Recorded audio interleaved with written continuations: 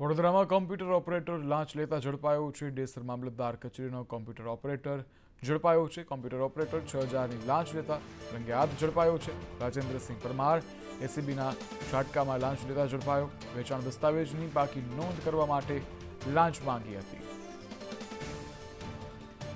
Computer operator 6,000ની લાંચ લેતા રંગે હાથ ઝડપાયો છે। એસીબીના છાટકામાં આ ઓપરેટર જે છે તે રંગે હાથ ઝડપાયો છે। રાજેન્દ્રસિંહ પરમાર તેનું નામ છે। વેચાણ દસ્તાવેજની બાકી નોંધ કરવા માટે લાંચ માંગવામાં આવી હતી।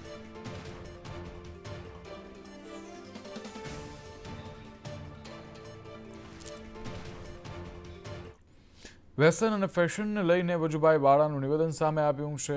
તેઓએ કહ્યું કે વ્યસન અને ફેશનથી યુવા શક્તિ દૂર રહે, સમાજની ઉન્નતિ માટે યુવા શક્તિ સશક્ત બને, યુવતીઓની અંદરના દૂષણ દૂર થવા જોઈએ, યુવાઓની અંદરના દૂષણ જે છે તે દૂર થવા જોઈએ, યુવાનોમાં વ્યસનનું દૂષણ દૂર થવું જોઈએ, યુવતીઓએ ફેશનથી દૂર રહેવું જોઈએ, સારા દેખાવાના બદલે સારા વ્યક્તિ બનવું જોઈએ। વ્યસન અને ફેશનને લઈ અને વજુભાઈ વાળાએ નિવેદન આપ્યું છે। તેઓએ કહ્યું વ્યસન અને ફેશનથી યુવા શક્તિએ દૂર રહેવું જોઈએ। સમસ્ત સમાજનો ઉત્કર્ષ કરવો હોય તો યુવા શક્તિને સશક્ત બનાવવો જોઈએ। યુવાઓની અંદર દૂષણ છે જે દૂર થવા જોઈએ, યુવાઓના વ્યસનના જે દૂષણ છે તે પણ દૂર થવા જોઈએ। યુવતીઓએ ફેશનથી દૂર રહેવું જોઈએ અને સારા દેખાવાની જગ્યાએ સારા વ્યક્તિત્વ બનવા જોઈએ। યુવાનો અને યુવતીઓને કહ્યું હતું કે તમે વ્યસન છોડો, ફેશન છોડો, તમે રાષ્ટ્રના કાર્યમાં તમે સહભાગી બનો અને સશક્ત બનો, સંસ્કારી બનો। આ વાત મેં ગઈકાલે રાજપૂત સમાજના તમામ લોકોની વચ્ચે કરી હતી। અરવલ્લીમાં પોલીસના દારૂકાંડ બાબતે કોંગ્રેસની રજૂઆત જોવા મળી છે। કોંગ્રેસ અગ્રણીઓની કલેક્ટર અને એસપીની રજૂઆત। કલેક્ટર એસપીએ કડક કાર્યવાહીની ખાતરી આપી છે। ધનસુરામાં કોન્સ્ટેબલના ઘરમાંથી દારૂ મળી આવ્યો હતો। આ રીતે જો કાયદોનું ભંગ થતું રહેશે તો પ્રજાને પોલીસ તંત્ર ઉપરથી વિશ્વાસ ઉઠી જશે। માટે આપણે અમારી વિનંતી છે કે આવા ઇસમો ઉપર યોગ્ય કાર્યવાહી થાય, કાયદો અને વ્યવસ્થાનું પાલન થાય આ જિલ્લાની અંદર। અને જે પ્રમાણે આજે જ્યાં પણ જો ત્યાં ક્રાઇમના જે બનાવો જિલ્લાની અંદર વધતા જાય છે, ચોરી, લૂંટ, ફાટ, મારામારીના જે બનાવો બનતા રહે છે, એના પર જિલ્લા પોલીસ વડા દ્વારા અંકુશ એક લાવવો જોઈએ એવી અમારી જિલ્લા પોલીસ વડાશ્રીને જિલ્લાના તમામ આગેવાનો દ્વારા આજે રજૂઆત કરી છે। ડીસા નગરપાલિકા તરીકે પ્રમુખ તરીકે નીતાબેન ઠક્કરે કાર્યભાર સંભાળ્યો છે। પ્રમુખ તરીકે નીતાબેન ઠક્કર બિનહરીફ ચૂંટાયા છે। ભાજપના મેન્ડેટ પર જાહેર કરાયા હતા, વિજેતા થયા છે। 1 વર્ષ માટે પ્રમુખ તરીકે નીતાબેન ઠક્કર ચૂંટાયા છે।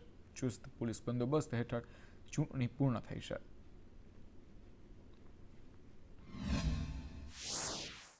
આજે ડીસા નગરપાલિકાના પ્રમુખ પદે મારી વરણી કરવા બદલ પ્રદેશ ભાજપના આગેવાનશ્રીઓ, જિલ્લા ભાજપના આગેવાનશ્રીઓ, શહેરના આગેવાનશ્રીઓ તેમજ અમારા ધારાસભ્ય અને નગરપાલિકાના સૌ સદસ્યશ્રીઓ સૌનો ખૂબ ખૂબ આભાર વ્યક્ત કરું છું।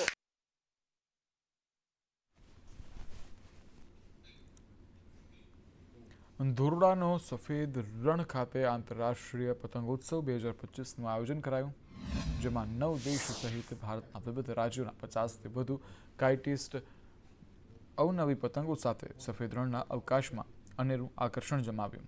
દર વર્ષે યોજાતો આંતરરાષ્ટ્રીય પતંગોત્સવ આકર્ષણના કેન્દ્ર સાથે ગુજરાતની સંસ્કૃતિનું પ્રતીક બન્યો। રાજ્ય સરકારના પ્રયાસથી આજે સફેદ રણ દુનિયાભરમાં જાણીતું બન્યું છે।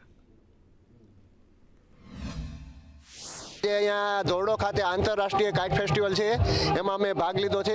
તો આજે અમને જે આ પતંગ ઉડાડવાની જે ઇન્ટરનેશનલ કાઇટ ફેસ્ટિવલ જોડે જે મોકો મળ્યો છે ખૂબ જ સારું કહેવાય।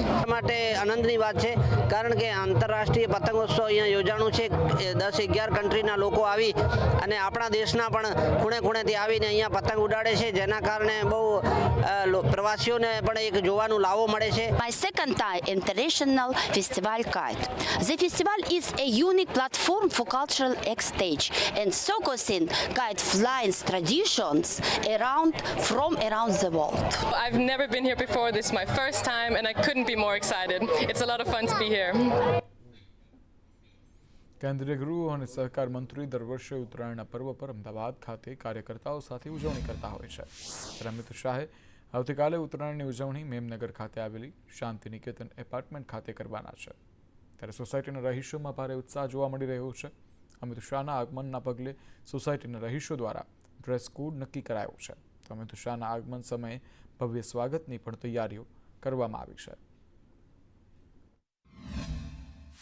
અમારે આવતીકાલે જ્યારે મેમનગરમાં મકર સંક્રાંતિનો પાવન અવસર ઉપર ઉત્તરાયણ મેં આટલી સતત દેશની જવાબદારી હોવા છતાં, સતત કાર્યરત હોવા છતાં પણ પોતાના વિસ્તારનો લગાવ અને આપણે જ અહીંયા જે ગાંધીનગર લોકસભાના તમામ કાર્યકરો અને તમામ એમના સાથે જોડાયેલી પ્રજા વત્સલ લોકો સાથે ઉત્તરાયણનો પાવન પર્વ મનાવવા માટે અમારે શાંતિનિકેતન પરિવાર સાથે અહીંયા અમારા ત્યાં સાથે ઉત્તરાયણ કરવા પધારવાના છે. ગુજરાત હાઈકોર્ટ દ્વારા ઓર્ડર કરાયો હતો કે ચાઇનીઝ દોરી સાથે હવે ગ્લાસ કોટેડ દોરીનો પણ ઉપયોગ ના કરવો, અને તે ઓર્ડર સાથે જ પોલીસ એકદમથી સપાટો બોલાવવા માંડી અને અનેક કેસ દાખલ કરી દોરીઓ કબજે કરવાની શરૂઆત કરી છે. આ ઓર્ડરના કારણે અનેક લોકોને નુકસાની ભીતિ સેવાઈ રહી છે. ગુજરાતમાં જે અલગ અલગ ગૃહ ઉદ્યોગ ચાલી રહ્યા છે તે પૈકી એક ઉદ્યોગ છે પતંગ બનાવવા અને દોરી રંગીને તેનું વેચાણ કરવું, અને અંદાજે 700 કરોડનું માર્કેટ માત્ર પતંગ દોરીનું ગુજરાતમાં છે. ગુજરાત હાઈકોર્ટ દ્વારા આદેશ કરાયો, જેના કારણે હવે વેપારીઓ તેનું પાલન કરશે, પરંતુ નુકસાન તેમને વેઠવું પડશે. કાચ વાપરતા જ નથી હવે. જે પહેલાં બહુ જ કાચ વપરાતો હતો, કાચ ખાંડીને એને ભરતા હતા, પછી એનો ભૂકો કરીને લુગદી લગાવતા હતા, એ કન્સેપ્ટ જ હવે જતો રહ્યો છે. તો દોરી જે કાચી દોરી આવે છે એની પર જે પ્રોસેસ કરે છે કે જે લુગદી, સરેસ એ વગેરે લગાવે અને એને થિકનેસ કરી અને પછી કડક બની જાય થોડી દોરી, અને જેથી ચઢાવવા લાયક બને. નહીં તો પતલી દોરી હશે તો ચઢી નહીં શકે પતંગ આકાશમાં. એટલે એ વાપરે. ચાઇનીઝમાં જો તો વાપરવો જ ના જોઈએ, અને એ વાપરીને એની પાછળ પણ બહુ બધાનો ધંધો રોજગાર જોડાયેલો છે. વેપારીઓ તો પછીની વસ્તુ છે. ગુજરાતના આદિવાસીમાં ઉત્તરાયણની અનોખી ઉજવણી કરવામાં આવે છે. આદિવાસી જિલ્લા નર્મદામાં વર્ષો જૂની પરંપરા પ્રમાણે ઉત્તરાયણના દિવસે બહેન અને ભાણેજને શેરડી અને બોરનું દાન કરવામાં આવે છે. માન્યતા છે કે શેરડીના દાનથી સંબંધોમાં પણ તેની મીઠાશ પડે છે, જેના કારણે જિલ્લાના અનેક બજારોમાં શેરડીનું ધૂમ વેચાણ જોવા મળે છે. આદિવાસી લોકો શેરડીનો દાન કરે છે બેન ભાનેજોને, ને તે પ્રકારે અમને ધંધામાં સારું રહે છે. શેરડીના દિવસ આખા વર્ષમાં જે શેરડી વેચતા હોય તેના કરતાં આ તહેવારમાં જેટલી શેરડી વેચાતી હોય એક જ દિવસમાં વેચાઈ જાય છે, તે કારણે ધંધામાં ફાયદો થાય છે. આદિવાસી સમાજ વર્ષોથી દાન પુણ્ય આ મકર સંક્રાંતિ કે ઉત્તરાયણ પર્વમાં કરે છે. પોતાના ભાણેજ અથવા તો કોઈ પણ જે ગરીબ પાત્ર હોય એવા લોકોને શેરડીનું દાન કરે છે, બોરનું દાન કરે છે, અને ગોળનું પણ દાન કરે છે. ઉત્તરાયણ નજીક આવતા જામનગર ફોરેસ્ટ વિભાગ અને પોલીસ એક્શન મોડમાં આવી છે. શહેરમાં વિવિધ જગ્યાએ વેચાણ થઈ રહેલ પતંગ અને દોરીની દુકાને પોલીસ દ્વારા ચેકિંગ હાથ ધરવામાં આવી રહ્યું છે. ખાસ કરીને પશુ પક્ષીને નુકસાન ન થાય તે બાબતને ધ્યાનમાં રાખી આ કાર્યવાહી શરૂ કરવામાં આવી છે. આ ચેકિંગ દરમિયાન એક વેપારીને ત્યાં કાચનો ઉપયોગ કરીને દોરી તૈયાર કરવામાં આવતા હોવાનું ધ્યાન જે છે તે પોલીસને અને સ્થાનિક તંત્રને આવતા માલ સામાન છે તેનો સ્થળ પર જ નાશ કરવામાં આવ્યો હતો. જે જામનગર જિલ્લો છે તે સિટીના એરિયાની અંદર અલગ અલગ જગ્યાએ ચેકિંગ કરવામાં આવેલ છે. આ ચેકિંગ દરમિયાન કોઈ ચાઇનીઝ દોરી છે કે સિન્થેટિક દોરી છે કે તુક્કલ એવા કોઈ વસ્તુ રાખવામાં આવેલ છે કે કેમ તે બાબતની સઘળી ચેકિંગ કરવામાં આવેલ. વડોદરામાં ઉત્તરાયણ પૂર્વે જ 108ની ટીમ સજ્જ થઈ ચૂકી છે. 108 દ્વારા 43 એમ્બ્યુલન્સ, 215થી વધુ સ્ટાફ તૈયાર કરવામાં આવ્યો છે. ઘાયલ દર્દીઓને 108 ટીમ હોસ્પિટલ પહોંચાડશે. ઉત્તરાયણના દિવસે જ 250 જેટલા કેસ નોંધાયા છે. સામાન્ય રીતે પણ કેસ જે છે તે ઉત્તરાયણના દિવસે વધારે નોંધાતા હોય છે, ત્યારે અકસ્માત અને ધાબા પરથી પડી જવાના કેસો પણ નોંધાતા હોય છે. એવરેજ 24 કલાકમાં વડોદરા શહેર અને જિલ્લામાં 210 થી 215 સુધીની ઇમરજન્સી મેનેજ કરી રહ્યા છે, એટેન્ડ કરી રહ્યા છે અને બધાને હોસ્પિટલ શિફ્ટ કરી રહ્યા છે. જ્યારે ઉત્તરાયણના દિવસે અમારો છેલ્લા 3 વર્ષનો ડેટા અમે એનાલિસિસ કરી અને જે ફોરકાસ્ટ કરેલું છે એમાં જે ઇમરજન્સી વધવા જઈ રહી છે એ ફોરકાસ્ટેડ 255 થી 260 14 તારીખે છે તથા વાસી ઉત્તરાયણ પણ એટલી જ આપણે સારી રીતે ઉજવી રહ્યા છે, તો એની અંદર પણ ઇમરજન્સી વધવાની સંભાવના છે, જેનો ફિગર ઓલમોસ્ટ 260 થી 270 સુધી પણ જઈ શકે છે. વડોદરામાં યુવતીની સર્જરી સફળ રહી છે. યુવતી ભૂલથી ટાંકણી ગળી ગઈ હતી. એસએસસી હોસ્પિટલના ડોક્ટરો દેવદૂત બન્યા છે.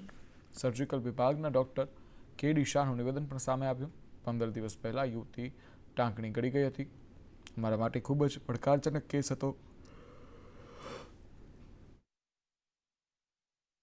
કઢાઈ હતી. સફળતાપૂર્વક ટાંકણી કાઢી અને સર્જરી કરાઈ છે.